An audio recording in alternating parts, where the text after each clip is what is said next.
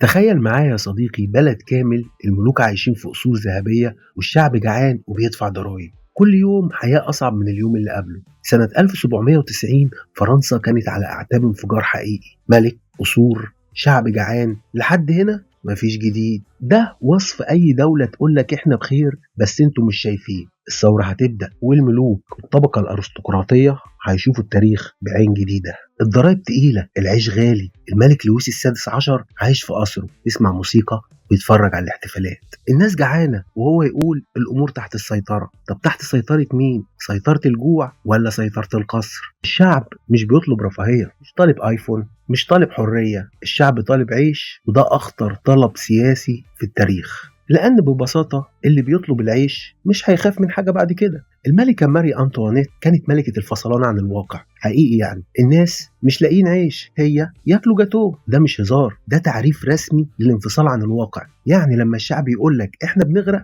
ترد عليه وتقول له طب ما تتعلموا العوم. سنة 1789 الجمعية الوطنية تتشكل. الناس في الشارع، الأعلام حمراء وأصوات الغضب عالية. الناس قالت لا، بس لا مش على الفيسبوك، لا مش في كومنت، لا في الشارع. وخلي بالك، أخطر كلمة على أي سلطة مش كلمة يسقط، أخطر كلمة هي كلمة كفاية. سجن الباستيل كان أول هدف رمزي. كسروا الأسوار، حرروا السجناء، وأرسلوا رسالة للعالم كله إن إحنا هنا والثورة بدأت. ليه الباستيل؟ ما كانش أهم سجن، بس كان أوضح رمز. يعني الشعب قال إحنا مش محبوسين علشان حيطان، إحنا محبوسين علشان نظام. وكسروا السجن علشان يكسروا الفكرة. شعار الثورة كان الحرية، المساواة، الإخاء.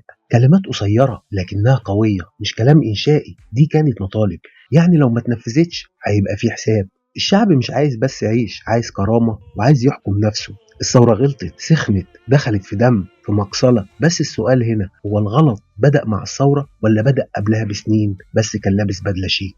الثورة الفرنسية غيرت العالم كله. الملوك بدأوا يخافوا. الأفكار اللي طلعت تنتشر زي الحرية وحقوق الإنسان وحكم الشعب. حتى أمريكا لاحظت إن في حاجة كبيرة بتحصل في أوروبا. القارة كلها بدأت تعيد حساباتها. أوروبا كلها اتعلمت الدرس.